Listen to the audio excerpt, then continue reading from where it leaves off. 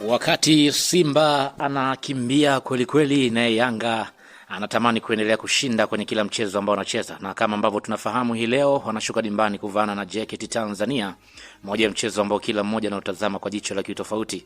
Ni moja ya mechi ambayo tunafahamu kwa upande wa klabu ya Yanga dhidi ya JKT Tanzania mechi inakuwa ni ngumu, japo ya Yanga amekuwa akiondoka na ushindi mara kwa mara. Lakini kabla sijakwenda kuangazia kikosi hapa, nikukumbushe tu kwamba hii hapa ni Swahili Media. Kama bado hujaweza kusubscribe, basi nikuombe subscribe ili tuwe pamoja siku zote. Haya, twende tuangalie kikosi hapa kwa upande wa klabu ya Yanga ambacho kinakwenda kuvaana hapo baadaye. Nikitazama kwenye upande wa golini kama kawaida, yupo golikipa Djigui Diarra. Kwa upande wa Djigui Diarra tunafahamu ni golikipa ambaye amekuwa yupo kwenye ubora wa hali ya juu, ni golikipa ambaye kwa upande wa klabu ya Yanga wanamtizama kutokana na kile ambacho amekuwa anakitoa. Ni golikipa ambaye mara zote amekuwa yupo kwenye ubora, licha ya msimu huu kwa upande wake ameanza vibaya. Mechi 2 mfululizo ameruhusu goli. Kwa hiyo tunasubiri mechi ya siku hii leo mambo yatakuwaje. Lakini pia upande wa beki ya pembeni kulia yupo Yako Wasi.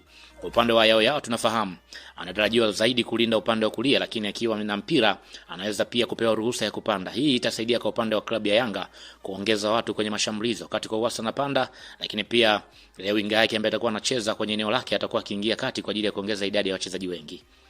Lakini pia kwenye upande wa beki ya pembeni kushoto yupo Shadrack Sakaboka. Ni ngumu kuweza kumuona benchi sasa hivi kwa upande wa Shadrack Sakaboka kutokana na ubora wake ambao amekuwa akionyesha ndani ya kikosi cha Yanga.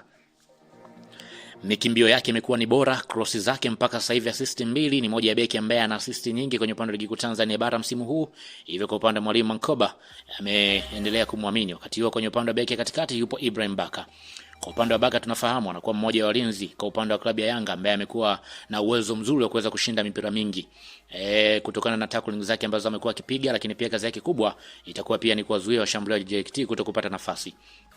Wakati huo kwenye eneo hilo atasaidiana na Bakari Nondo Mwamnyeto. Kwa upande wa Mwamnyeto tunafahamu ni mchezaji ambaye amekuwa na uzoefu, lakini pia na uongozi mzuri kwenye eneo la safu ya ulinzi. Ushirikiano wake wa yeye pamoja na tunasema Ibrahim Baka ni muhimu sana kwenye upande wa klabu ya Yanga kutokana na vile ambavyo amekuwa wanacheza. Kwa upande wa kocha atakuwa akimhitaji zaidi Mwamnyeto awe mtu wa kusoma mchezo na kushinda mipira aina yote. Kwenye eneo la kiungo yuko Duke Abuya. Kwa upande wa Abuya anaweza kuwa mmoja wa wachezaji muhimu katika kulinda kiungo, atakuwa na kazi ya kukaba, kushinda mipira ya pili na kuzuia JKT Tanzania kucheza kwa uhuru kwenye eneo la katikati. Lakini pia tunafahamu kwa upande huo atakuwa akisaidiana na Mudathiri Yaya. Kwa upande wa Mudathiri anaweza kuwa kiungo ambaye atakuwa anasogeza timu. Tunafahamu namna ambavyo amekuwa anacheza, amekuwa anakimbia na mpira zaidi, amekuwa na touch ile tunasema kwamba box to box, ndivyo ambavyo amekuwa akicheza Mudathiri. Wakati huo pia Max Nzengeli naye pia atakuwepo kwenye eneo hilo, kwa maana kwamba viungo watatu. Kwa upande wa Nzengeli mpaka sasa hivi mabao mawili kwenye upande wa ligi kuu Tanzania bara, amekuwa na uwezo mzuri wa kushambulia na kasi, movement yake imekuwa bora msimu huu, ameanza vizuri, anafunga vile ambavyo anataka. Ya maana kwamba viungo hao watatu watakuwepo kwenye eneo hilo, lakini pia washambuliaji pia kama kawaida washambuliaji watatu. Kwanza kwenye upande wa mshambuliaji wa pembeni kulia yupo Albert Kangwanda. Mzambia huyo anatarajiwa kuwa moja ya silaha kwa upande wa klabu ya Yanga upande huo wa kulia. Anaweza kutumia nafasi yake kushambulia nafasi za nyuma ya mabeki, lakini pia kocha hata taka abaki pembeni muda wote, atakuwa kimhitaji zaidi kuingia ndani kutokana na aina ya mchezo ambao anacheza kwa upande wa klabu ya Yanga.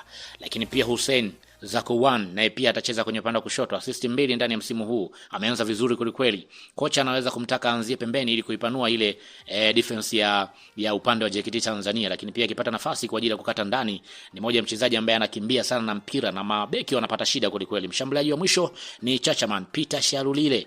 Kwa upande wa Sharulile tunafahamu kwa kile ambacho amekuwa anakitoa kwa upande wa klabu ya Yanga, ni mshambuliaji ambaye amekuwa yupo kwenye ubora wa hali ya juu, goli moja kwenye michezo miwili so far, maana kwamba kila baada ya michezo